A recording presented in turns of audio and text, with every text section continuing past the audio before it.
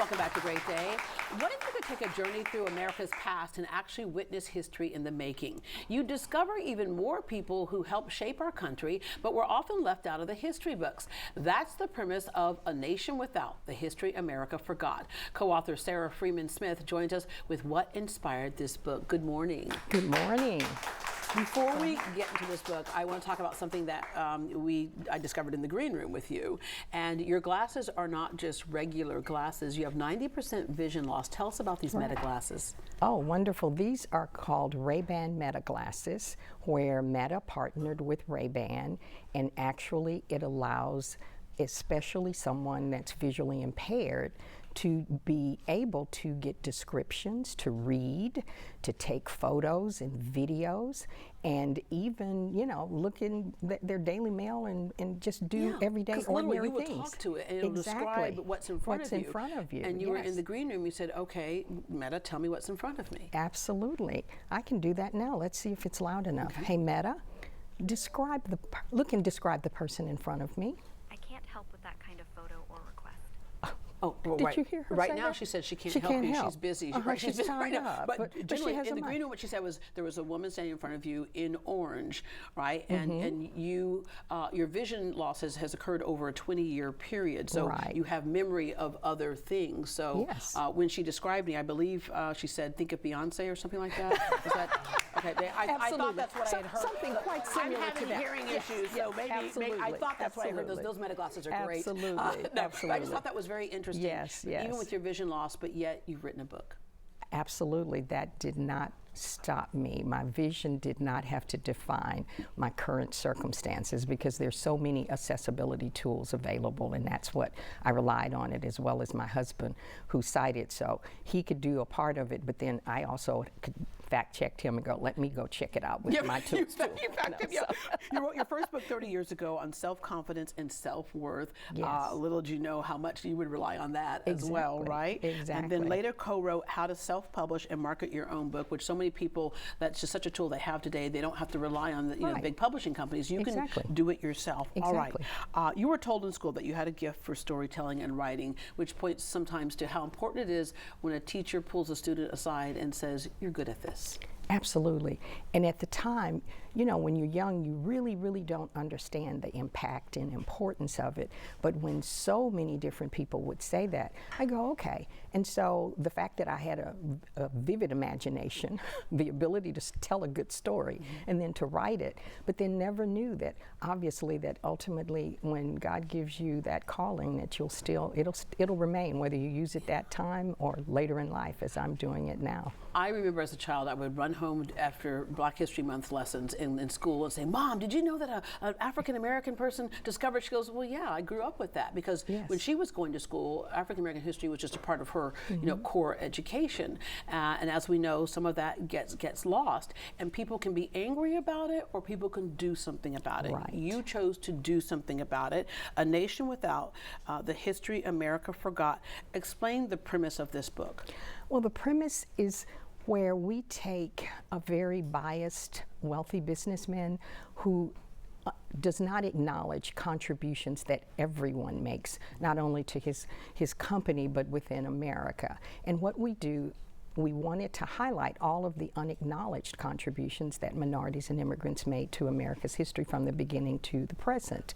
So we take him through visions of America's past, America's present, and a possible chilling future if some of those contributions and inventions weren't around. Yeah, all right. And you did it through fiction, and fiction works in a different way. Absolutely. What my husband and I decided is, because we knew that we were relying on a lot of historical facts, that we really wanted to make that impression. But you can take a history book and it gives you facts and dates. But a fiction, that allows the reader to be in the room and experience history as it's happening, and then it makes it more impactful. It's a story. You remember a story. You might not remember something if you just memorize something for a test, right? Exactly. All right. So going through some of the forgotten history that's highlighted, Dr. Domingo Leota. Oh yes, that was a wonderful, wonderful discovery. Dr. Domingo Leota was an Argentine medical doctor, but he also had a biomedical engineering degree. And he actually developed the artificial heart. And he, alongside Dr. Denton Cooley, implanted that in 1969. Yeah. But guess what? We only hear about Dr. Denton Cooley. Yeah. If he didn't develop the actual artificial Of course, heart. that happened here in Houston. Yes, the right in the Center. medical Yeah. center. And so I felt that that was a story that definitely needed to be highlighted, because his contributions later with other cardiovascular prostheses, it changed the whole landscape within that medical field. Yeah. And give that acknowledgement where it's due. All right, Thomas Jennings. Oh, one of my favorite discoveries.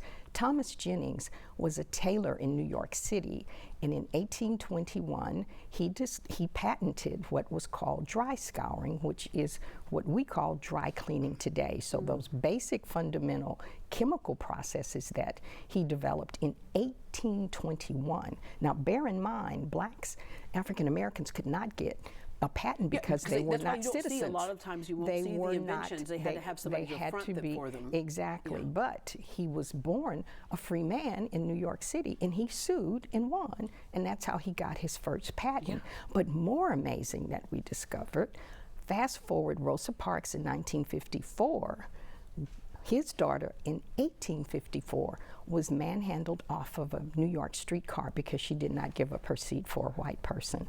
Her father, Jennings, sued, won, and caused the city of New York to desegregate the streetcars. Wow. This was in 1854, 100 years before Rosa Parks. Wow, okay. And then Granville T. Woods held more than 50 U.S. patents. Absolutely, and he is known as the Black Edison because he did a lot of electrical inventions, and most powerful one, which was a telegraph system to communicate between railroads and the stations to prevent accidents. But what was more amazing is Mr. Thomas Edison attempted to claim several of his inventions, and he had to take him to court and won, hands down, and no one knew all of those other inventions. And he was self-taught, didn't even go to school. All of these things he learned on his own. Yeah, all right. And so you are passing this on to the next generation. Your grandkids, and you especially thought it was important for the 250th anniversary of America, which is celebrating all the pieces of the tapestry that have helped form this great country. Right, absolutely. And my husband and I really wanted to form a legacy for them long after we're gone, to know the importance of how everyone makes a valuable contribution and matters. And then also we wanted the book to be a call to action for people to show what all of us have contributed and can be valued. So we talked about how a fictional setting can help people memorize or remember things even better and connect to things even better. So you have that in this book, but you also have the coloring book, which I can't help but think that makes a child connect with these stories even more. Absolutely. We felt that a companion book, because if the parents are excited after reading the fiction book, they're not going to let an 8-year-old, let's say, sit down and read a fiction book, but the companion coloring book takes the contributions and we put them in bite-sized nuggets for the children 12 years and under, alongside the actual invention of what that person did, and allow them to color in whatever they want to. It's no mistakes, it's no right or wrong, but that makes that indelible impression and plants that seed. And we all know, pictures are worth 1,000 words. So. And I'm going to round out with, I mentioned your name at the top of the show, Sara Freeman Smith. Yes. The Freeman piece. The Freeman. Actually, that's my adopted father and mother. I was adopted, and we paid homage to my father in that book because of all of the generosity that he always encouraged everyone in Fifth Ward, Texas, where I grew up, to obviously believe and value and know that they can make a difference. And we know how important that surname is for a lot of slaves who were freed. Absolutely. They were like, what is my last name? Yes, they said absolutely. it's going to be, my surname's going to be Freeman. Absolutely, absolutely. Well, Sara, thank you so much for joining us this morning. Oh, thank you. You can get a copy of A Nation Without on Amazon. It's called A Nation Without. You can get that on Amazon. And to learn more about Sara Freeman's other works, visit greatdayhouston.com.